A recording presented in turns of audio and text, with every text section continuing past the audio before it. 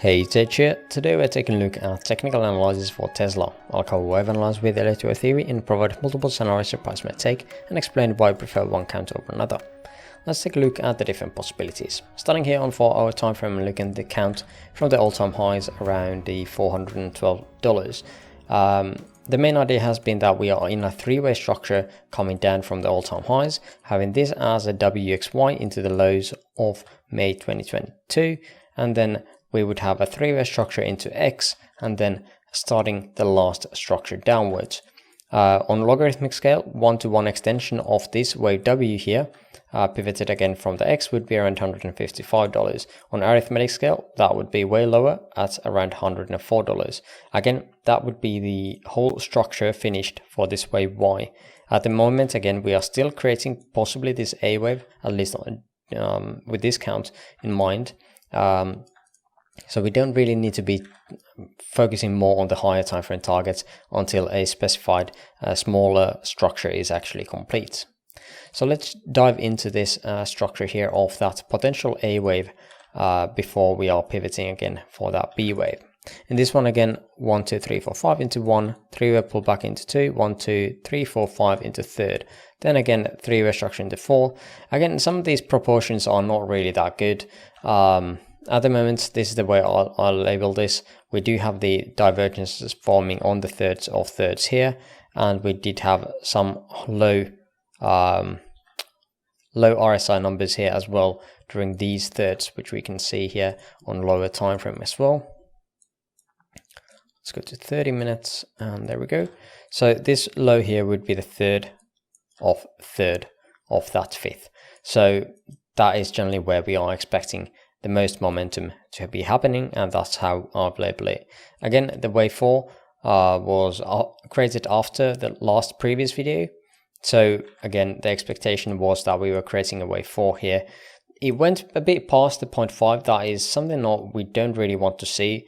But again, we did pivot down again from there. We'll see how that turns out, if this is even going to be the right count.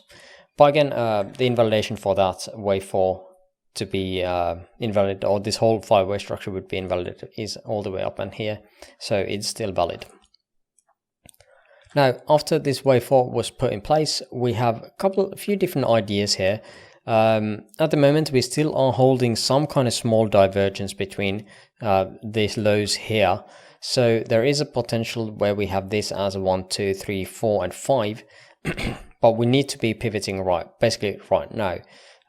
If that happens and we don't take out these lows, there is a chance that this is going to be a wave 1, 2, and then 3, 4, 5. If, however, we are going to be taking these lows out, it is very much more possible that this whole thing would be a 1, 2, 1, 2, and this new low that we would be creating here on RSI would be the third of third. That would be way more bearish. Again, why is just because we have this as 1, 2, 1, 2 here on a smaller time frame. I don't really like to go too much to detail into these charts on the stock market, because again, those are very messy. They're not really giving us good looking wave structures in there, just due to the fact that it is not 24/7 like crypto. It can't really give us those good looking wave structures, unfortunately.